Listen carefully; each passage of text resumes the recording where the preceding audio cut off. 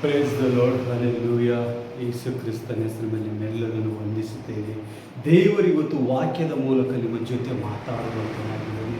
ಈ ಮಧ್ಯಾಹ್ನ ಸಮಯದಲ್ಲಿ ದೇವರು ನನಗಾಗಿ ಪವಿತ್ರಾತ್ಮನ ಈ ವಾಕ್ಯದ ಬಗ್ಗೆ ಹೇಳು ಅಂತ ಹೇಳಿ ನನ್ನನ್ನು ಬಲವಾಗಿ ಕಾರ್ಯ ಮಾಡ್ತಾ ಇದ್ದ. ಆತನ ಪ್ರಸನ್ನತೆ ನನ್ನಲ್ಲಿ ಇಳಿದಾಗಿ ಈ ವಾಕ್ಯವು ನಿಮಗಾಗಿ ಬಂದಿದೆ.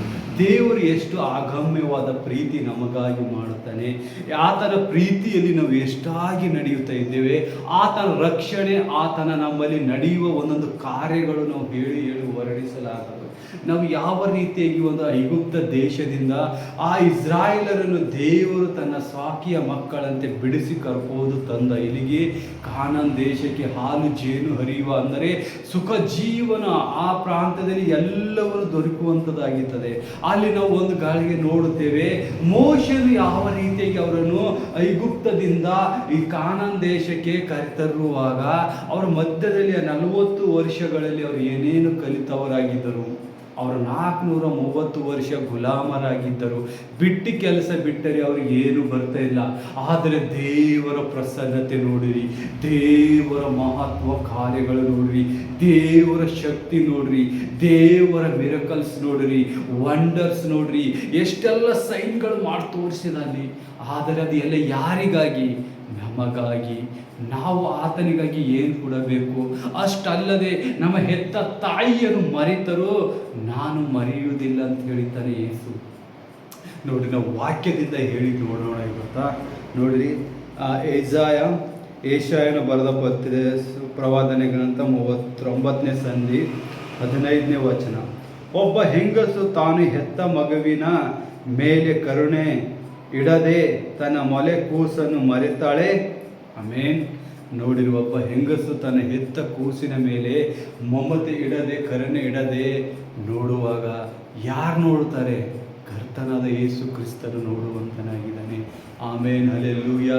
ನಾವು ಮುಂದೆ ನೋಡುವಂತರಾಗಿದ್ದೇವೆ.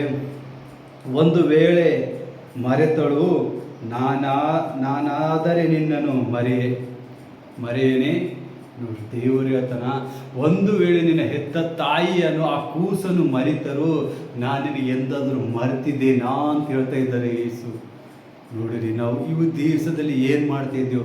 ನಮಗೊಂದು ಕಷ್ಟಗಳು ಬಂದಾಗ ನಾವೇನು ಮಾಡ್ತಿದ್ದೇವೆ? ದೇವರಿಗೆ ತಿರಸ್ಕಾರ ಮಾಡುವಂಥರಾಗಿದ್ದೇವೆ.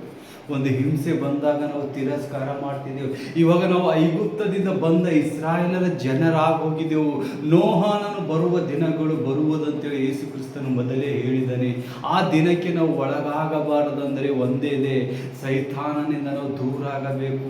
ಸೈತಾನನ ಒಂದೊಂದು ಕುತಂತ್ರಗಳು, ಪ್ಲ್ಯಾನ್ಗಳಲ್ಲಿ ನಾವು ಒಳಪಡಿಸಬಾರ್ದು. ಯೇಸುವಿನ ಸಾಮರ್ಥ್ಯದಲ್ಲಿ ಇಳಿಬೇಕು.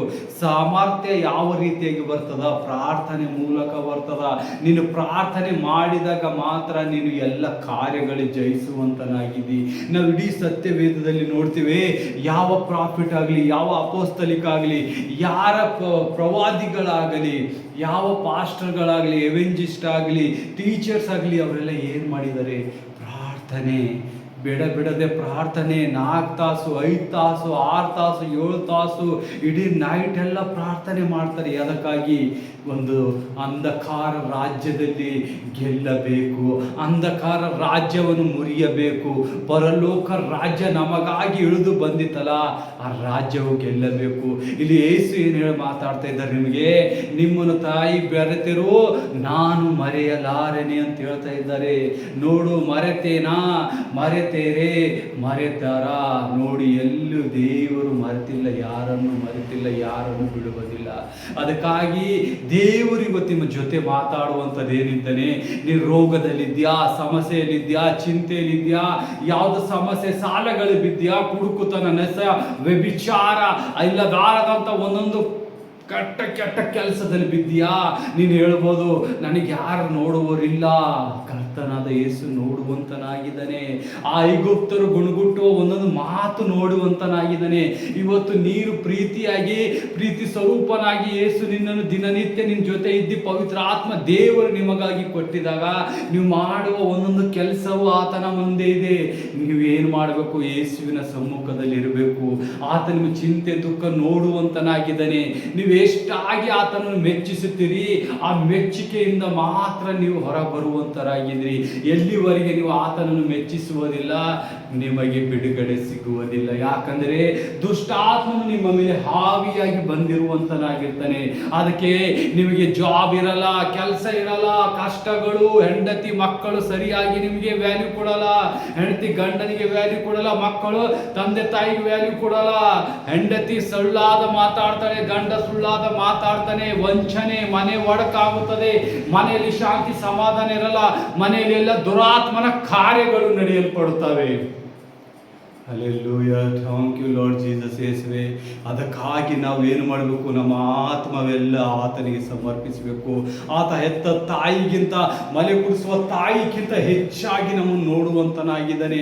ನೀವು ಎಲ್ಲಿ ಗಮನ ಹರಿಸ್ತಾ ಇದ್ದೀರಿ? ನಿಮ್ಮ ನಂಬಿಕೆ ಎಲ್ಲಿ ಬಿದ್ದೋಗಿದೆ ಅಂತ ದೇವರು ನಿಮ್ಮನ್ನು ಕೇಳುವಂತನಾಗಿದ್ದಾನೆ. ಆತನು ತನ್ನ ಮಗನನ್ನು ಕೊಟ್ಟ, ಆ ಮಗನನ್ನು ಹಿಂಸಿಸಿ ಕೊಲ್ಲಲ್ಪಟ್ಟರು ಯಾರು? ಈ ಪಾಪಿಗಳೇ. ಒಳ್ಳೆಯರನಿಸಿಕೊಳ್ಳುವರೇ ಈ ಕಾರ್ಯ ಮಾಡಿದರು. ಪಾಪಿಗಳೆಲ್ಲ ಆತನ ಸಮ್ಮುಖದಲ್ಲಿ ಬರ್ತಾ ಇರುವಾಗ ಈ ಒಳ್ಳೆ ಎನ್ನುವ ಜನರೇ ಆತನಿಗೆ ಸಿಲುಬೆಗೆ ಹಾಕಲ್ಪಟ್ಟಿದ್ದರು. ಅದಕ್ಕಾಗಿ ದೇವರ ಸಮ್ಮುಖದಲ್ಲಿ ನೀವು ಹೆಚ್ಚಾಗಿ ಬೆಳಿಬೇಕು. ಆತನಲ್ಲಿ ಪ್ರಾರ್ಥಿಸಿರಿ, ಆತನಿಗೆ ಮೊರೆ ಇಡಿರಿ, ಉಪವಾಸ ಪ್ರಾರ್ಥನೆ ಮಾಡಿರಿ. ನಿಮ್ಮ ಚಿಂತೆ, ದುಃಖ, ಆತನು ಯಾರಾದರೂ ತಾಯಿ ತನ್ನ ಮಗುವನ್ನು ಎಂದಿಗೂ ಬಿಡಲ್ಲ. ಅದಕ್ಕಿಂತ ಹೆಚ್ಚಾಗಿ ನಿಮ್ಮ ಸರ್ವಶಕ್ತನಾದ ಯೇಸು ಕ್ರಿಸ್ತ ನಿಮಗೆ ನೋಡುವಂತನಾಗಿದ್ದಾನೆ. ಈ ಚಿಕ್ಕ ಒಂದು ವಾಕ್ಯ ನಿಮಗಾಗಿ ಕೊಟ್ಟಿದ್ದಕ್ಕಾಗಿ ಸ್ತೋತ್ರ. ಎರಡೇ ಮಾತು ಹೇಳ್ತೀನಿ. ದೇವರು ವಾಕ್ಯ ನನಗಾಗಿ ಕೊಟ್ಟಿಲ್ಲ, ಇದು ನಿಮಗಾಗಿ ಕೊಟ್ಟಲ್ಪಟ್ಟಿದೆ. ನಾನು ಅಂಗೀಕರಿಸಿದ ಮೇಲೆ ನೀವು ಅಂಗೀಕರಿಸಬೇಕು. ಯಾಕಂದರೆ ನಮಗಾಗಿ ವಾಕ್ಯ ಅಂದರೆ ದೇವರು ನಮಗಾಗಿ ಆಡಿದ ಮಾತು ಇದು. ಆತನು ನಮಗಾಗಿ ಇಟ್ಟಿದ್ದ ವಾಕ್ಯ ಅಂದರೆ ಇದು ಸರಸ್ವತವಾಗಿ ಬೆಳಕಾಗಿದೆ. ಈ ಬೆಳಕಿನಲ್ಲಿ ನಡೆಯುವವರಿಗೆ ಎಂದು ಕಷ್ಟ ಬರಲ್ಲ, ಎಂದು ಚಿಂತೆ ಬರಲ್ಲ. ಈ ಬೆಳಕನ್ನು ಅಂಗೀಕರಿಸಿ ನಡಿಬೇಕು. ಹೌದು, ನಾನೆಲ್ಲ ಮಾಡಿದ್ದೇನೆ, ಏನು ಪ್ರಯೋಜನ ಆಗ್ತಾ ಇಲ್ಲ, ಎಷ್ಟೇ ಕಷ್ಟಪಡ್ತಾ ಇದ್ದೇನೆ, ಪ್ರಯೋಜನ ಆಗ್ತಾ ಇಲ್ಲ. ನೋ, ಇದೆಲ್ಲ ಏನೂ ಇಲ್ಲ. ದೇವರಿಗೆ ಮನಸ್ಸು ಕೊಡು. ನಿನ್ನ ಆತ್ಮ ತುಂಬು, ಆತ್ಮದಲ್ಲಿ ಆತನ ತುಂಬು, ಆತ್ಮದಲ್ಲಿ ಆತನ ಬೆಂಕಿ ಇಳಿಸು. ಆಗ ನೀನು ನೋಡು, ನೀನು ಎಂಥ ಅಭಿವೃದ್ಧಿಯಾಗಿ ಪಡ್ತೀನಿ. ನಿನ್ನ ಅಭಿವೃದ್ಧಿಗೆ ಯಾರು ಮುಟ್ಟುವುದಕ್ಕಾಗಲ್ಲ. ಯೋಬನು ನೋಡು, ಯಾವ ರೀತಿಯಾಗಿ ಸೈತಾನನು ಹೇಳ್ತಾನ, ನೀನು ಅವನನ್ನು ನಿನ್ನ ಬೆಂಕಿಯಲ್ಲಿ ಪವನ ಪರಿಶುದ್ಧ ಡೇರೆಯಲ್ಲಿ ನೀನು ಅವನನ್ನು ಕಾಯುತ್ತಿದ್ಯಲ್ಲ, ನನಗೆ ಮುಟ್ಟುವರು ಯಾರು? ಆಗ ದೇವರು ಆದೇಶಿದಾಗ ಬಿಡ್ತಾನೆ ಮಾತ್ರ. ಅಲ್ಲಿವರೆಗೆ ದೇವರು ಕೈ ಬಿಡಲ್ಲ. ಆ ನಂಬಿಗಸ್ತನಾಗಿರ್ಬೇಕು. ಅವನ್ನೆಲ್ಲ ಕಳ್ಕೊಂಡಿದ್ದರು, ದೇವರು ಕೊಟ್ಟದು ದೇವರು ತಗೊಂಡ. ಆದರೆ ದೇವರು ಏನು ಮಾಡ್ದ? ಅವನಿಗೆ 2ರಷ್ಟು ಹಿಂತೆಟ್ಟು ಕೊಟ್ಟಿದ. ಮಕ್ಕಳು 2ರಷ್ಟು ಕೊಟ್ಟ.